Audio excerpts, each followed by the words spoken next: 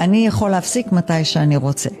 וכולם סביבי מעשנים הרבה יותר. ואני לא קונה, אני רק לוקח פרח מחברים, וזה סמים קלים, כל מקום מעשנים את זה. לרוב האנשים, קנאביס הוא לא ממכר. יש כאלה שכן, וזה לא מתחיל ביום אחד. מה שפעם אישנו ותפסנו ראש, היום כבר לא עושה כלום, אז מעלים את הכמויות וקונים יותר, וההתמכרות היא הדרגתית.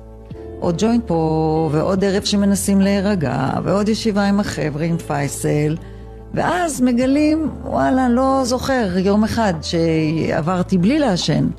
וזה גם בדיוק העניין עם קנאביס. זה לא מהסמים שמחריבים את החיים, ואתה רואה אנשים ואתה אומר, וואי, משהו לא בסדר. זה בהתחלה, אפשר לתפקד עם זה. החיים כאילו ממשיכים אותו דבר.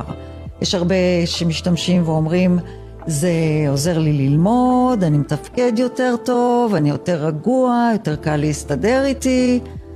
ואז עובר הזמן והולכת ומתפתחת הרגשת תקיעות, ולפעמים רואים את זה הרבה יותר מהצד. אנחנו לא רואים את זה על עצמנו, ואין מה לעשות.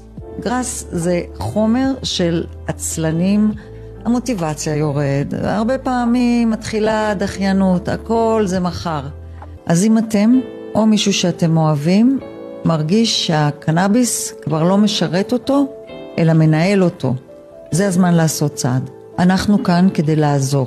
דיסקרטיות מלאה, בלי שיפוט, רק הקשבה, הבנה, ותוכנית מדויקת בשבילך.